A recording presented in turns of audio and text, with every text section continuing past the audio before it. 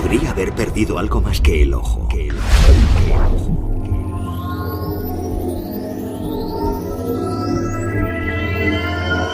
Tenemos un enemigo común, El doctor no ha abandonado nuestra organización. ¡No puede seguir vivo! Le declaro la guerra a Goldfinger. Guerra.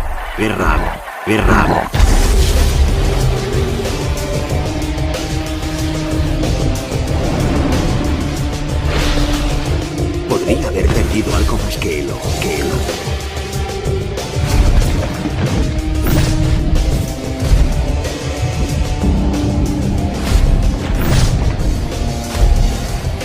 Podrá cobrarse su venganza contra el doctor. Y recuperar lo que le ha robado. La recompensa es tentadora. ¡Ojo por ojo!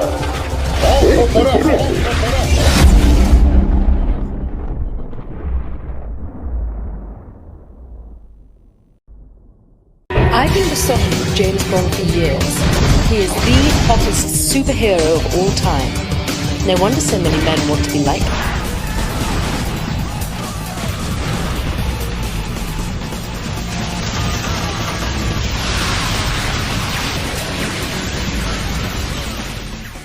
So what's it really mean to be the ultimate villain in the James Bond universe? Well, this is the Goldeneye story department. Guys you see around me are the ones who craft all the marvelous mayhem we've got in store for you in Goldeneye Rogue Agent. This game is a journey through the dark side of the Bond universe, a world you've never really seen before in video games. You begin the game as a prospective MI6 agent working in concert with the legendary Bond himself, but very early on you wash out of MI6. You're actually terminated for excessive brutality and extreme use of force.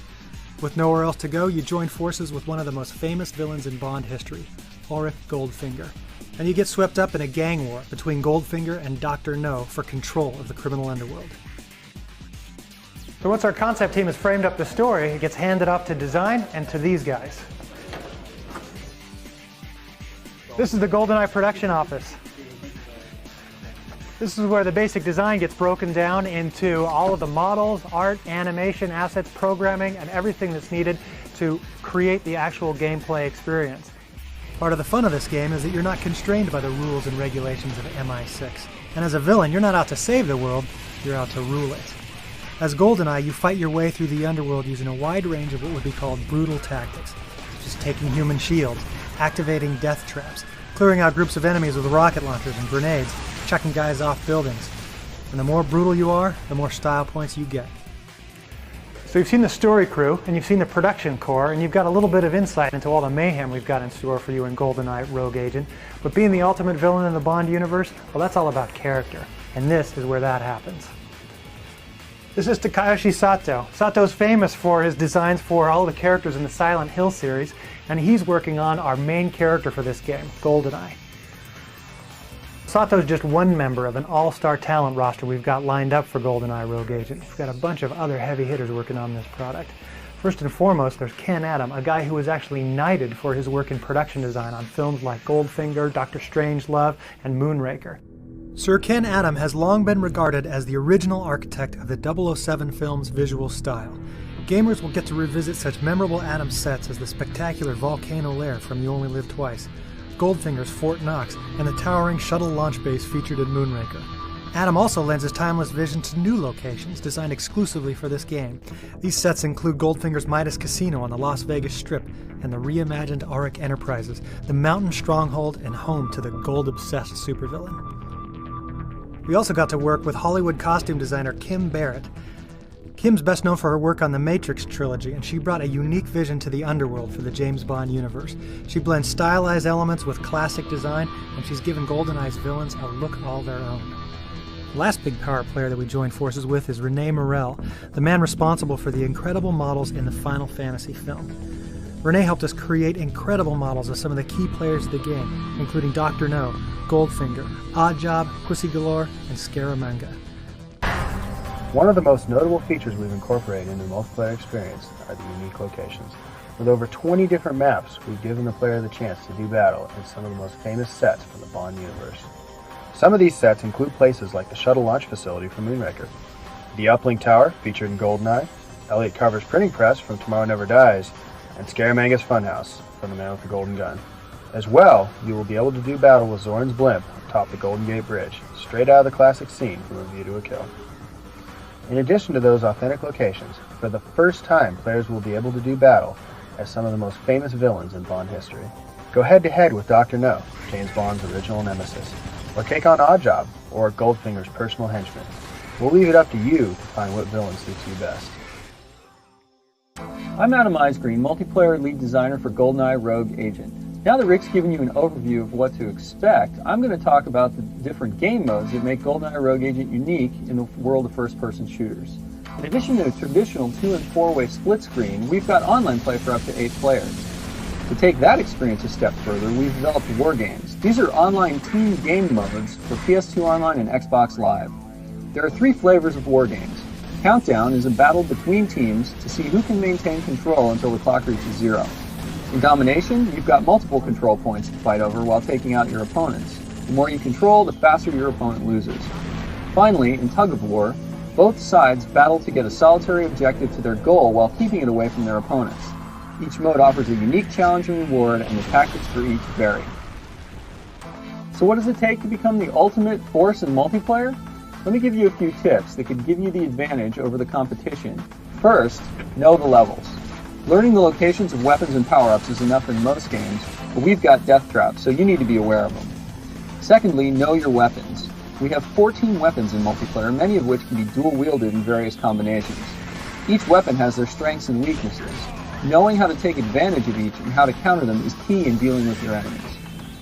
Finally, know how to use your eye powers. Each power has its own distinct uses, and some powers can counter other ones.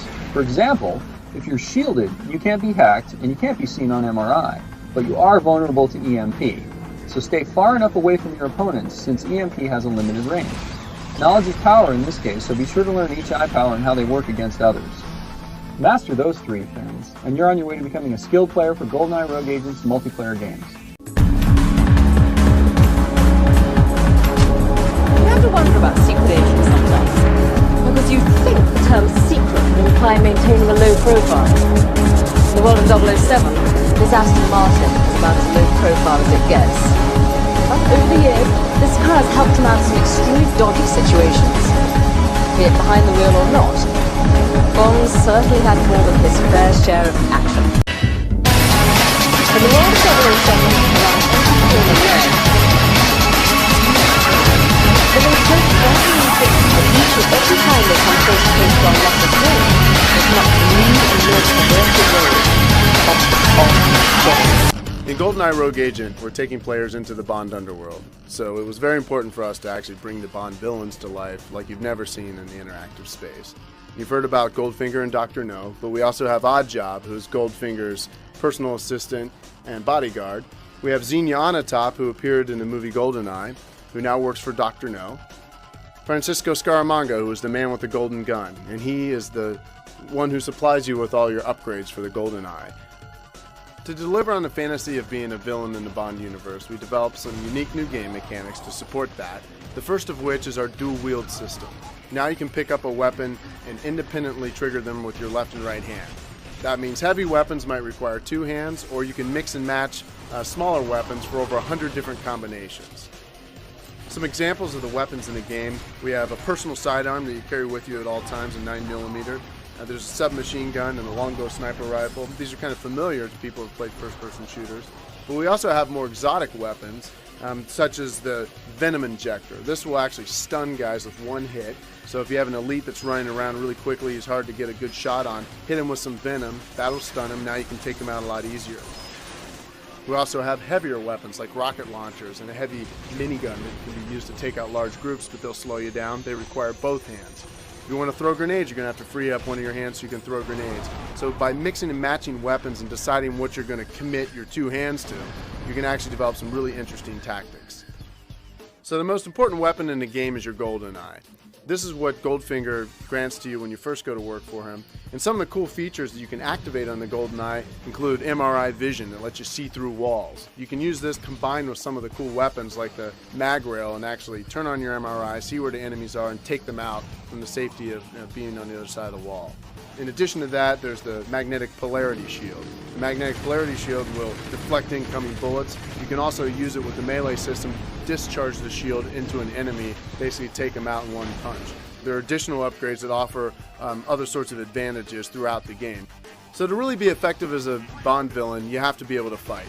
So we built a simple but deep melee combat system that allows you to strike enemies at close range and take them out with just a couple of hits. You can also stun them and take them hostage. Hostages are really valuable because they're extra armor. And with that hostage, you can hold on to him until he's done. You can throw him off the top of a building, or you can throw him into other enemies and knock them over. So the melee system gives you now a super effective way to take enemies out at point blank range.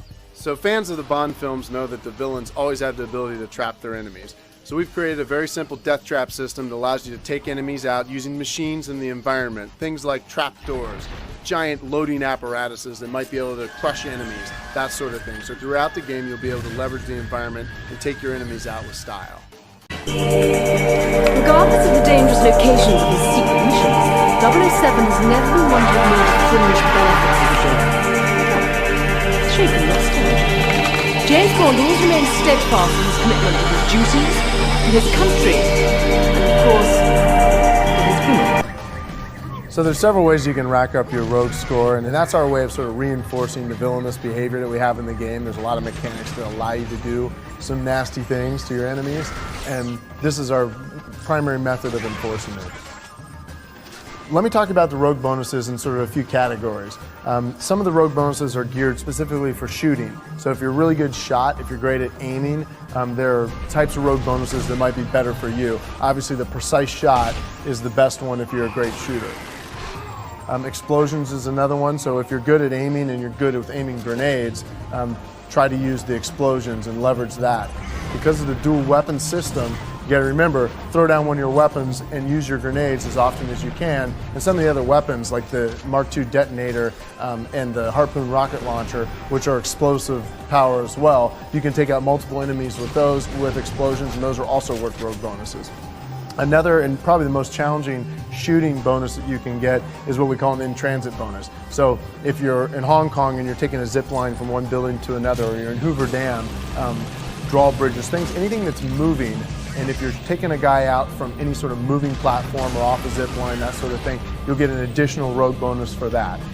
So those are sort of the shooting-related or shooting-oriented rogue bonuses. We also have several that are related to the melee combat system. So if you're not as comfortable with the precise shots, then try to go in physical. Take a guy out with a melee knockout. Now there's another level of sophistication on that. You can actually earn hostage bonuses by taking hostages, and simple as melee attack the guy until he's stunned and then take him as a hostage. Once he's spent, you'll get the rogue bonus. You can also take hostages and throw them. If you throw a guy, that's also worth a rogue bonus. There's also several bonuses tied to using the Goldeneye. One of them is shooting related, and that's the cheap shot. So if you're using your MRI vision to see through walls, combine that with the mag railgun, which can shoot through walls, we call that a cheap shot. You can actually string those together if you can line up 2 or 3 enemies at once, shoot one rail through them, you can take out multiple guys at once through a wall, and you'll get the rogue bonuses for that.